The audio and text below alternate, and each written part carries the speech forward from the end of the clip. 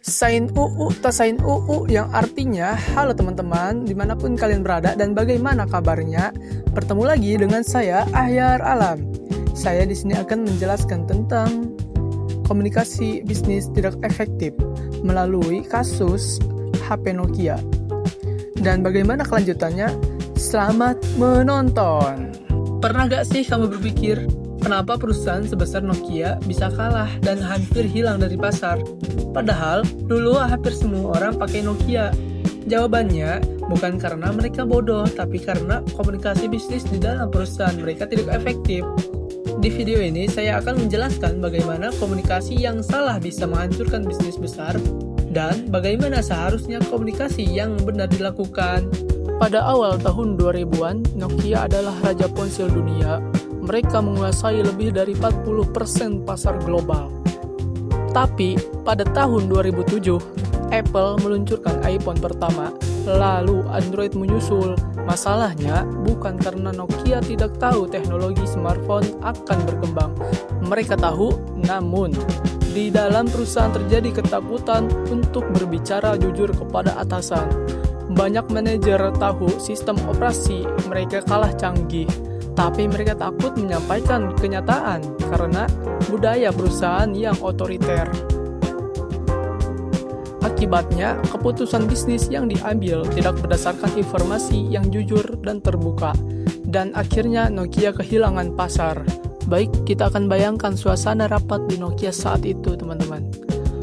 Direktur berkata, "Sistem operasi kita masih terbaik, kita tidak perlu panik."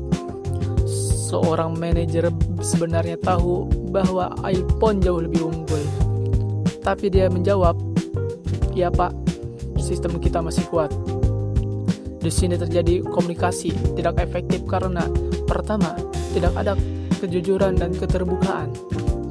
Kedua, bawahan takut menyampaikan fakta. Ketiga, atasan tidak membuka ruang diskusi. Ini disebut komunikasi satu arah dan penuh tekanan. Akibatnya, informasi penting tidak sampai ke pengambilan keputusan. Dalam bisnis, komunikasi seperti ini sangat berbahaya, teman-teman. Karena keputusan strategis dibuat berdasarkan ego, bukan data. Lalu, bagaimana sih seharusnya komunikasi bisnis dilakukan? Pertama, harus ada keterbukaan dan transparansi. Jika produk kalah, katakan kalah. Kedua, pemimpin harus menciptakan budaya diskusi, bukan budaya takut. Ketiga, keputusan harus berbasis data, bukan asumsi atau gengsi. Jika saat itu Nokia membuka diskusi jujur, mungkin mereka bisa lebih cepat beradaptasi dengan Android atau membuka inovasi baru. Komunikasi bisnis yang efektif adalah komunikasi dua arah, terbuka dan saling menghargai.